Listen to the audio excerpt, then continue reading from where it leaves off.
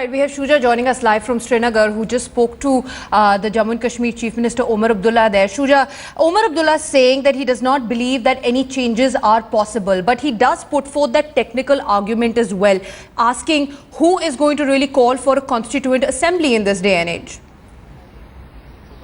Well, that's right. He has made it very clear.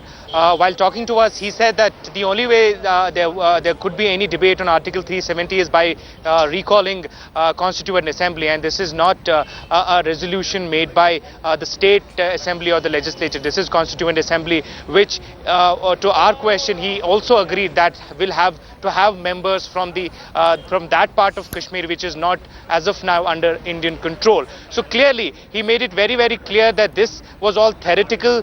This is not possible at this in this current day and age, and something which could have very, very dangerous connotations on the ground if at all the BJP or the current dispensation wants to have any change in it. Absolutely, Shuja. Thanks very much for getting us that perspective there. Omar Abdullah going on to say also that no RSS man can silence him. That statement, of course, being provoked by the fact that the RSS this morning added fuel to the already raging debate over Article 370. Ram Madhav hit back at the Jammu and Kashmir Chief Minister Omar Abdullah, who had said that Article 370 is the only constitutional link between Jammu and Kashmir and the rest of India. Ram Madhav had gone on to Twitter to say Jammu and Kashmir won't be part of India. Is Omar thinking it's his parental estate? 370 or no 370, Jammu and Kashmir has and will always be an integral part of India. But what exactly did Omar Abdullah say to provoke that reaction? Omar Abdullah had gone on to tweet saying, "Mark my words and save this tweet. Long after Modi government is a distant memory, either Jammu and Kashmir won't be part of India or Article 370 will still exist."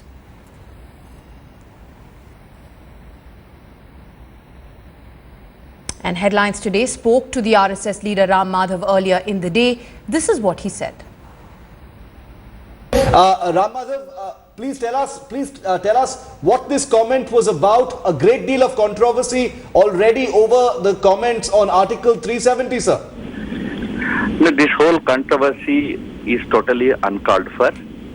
The stand of the BJP or for that matter the RSS is well known, and Mr. Narendra Modi during his campaign has categorically said that there is a need for debate on Article 370, whether it is doing good to the state or not. Now, for the Chief Minister of the state to say that without 370 J&K will not be a part of India is totally unacceptable. Jammu and Kashmir will remain, it has been an integral part of India. 370 is a facility extended by Indian Constitution to that state. There can be a debate whether that constitutional provision is helping the state or not. But being the Chief Minister, he cannot say that if without 370 we will secede. This is absolute secessionist statement. Mr. Ram Madhav, there was a U-turn yesterday within the government. A minister in the PMO, made a comment. Then the comments were retracted. Now, now your comment is coming out on Twitter. Omar Abdullah has also said something. It's intensifying into a very bitter war of words, Mr. Ram Madhav. For you, it is good to create it into a nobody's created a controversy. We saw your tweet. That's why we forgot you on the phone. Omar Abdullah made a point. I made a point. We need to debate about the usefulness of 370, but none of us have the right to say that J&K will secede.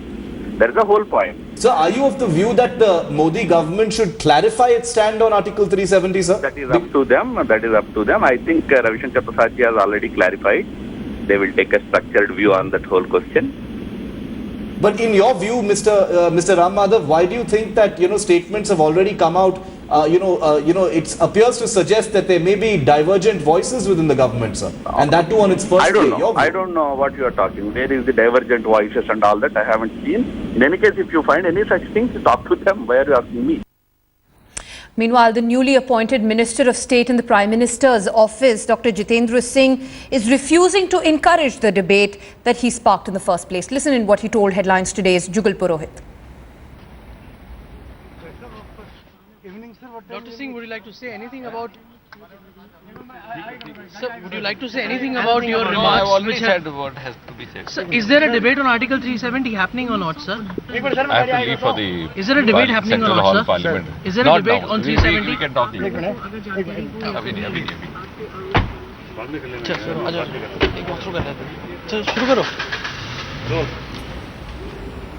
So that is Dr. Jitendra Singh, who just moved out from here. We spoke to him. His comments yesterday sparking off a furor, leading leaders from Jammu and Kashmir to talk about this entire proposal of Article 370. So would you like to say anything about this entire issue, sir?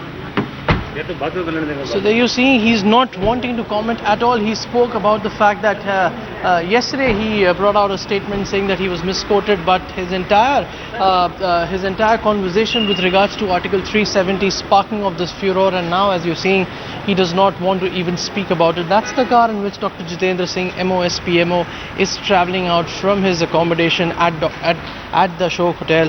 We were trying to speak to him since last evening. This is when we finally met him, and as you saw on your camera screens, on your television screens, I beg your pardon, he simply does not want to talk about it, completely beating a very, very hasty retreat from this entire issue of Article 370.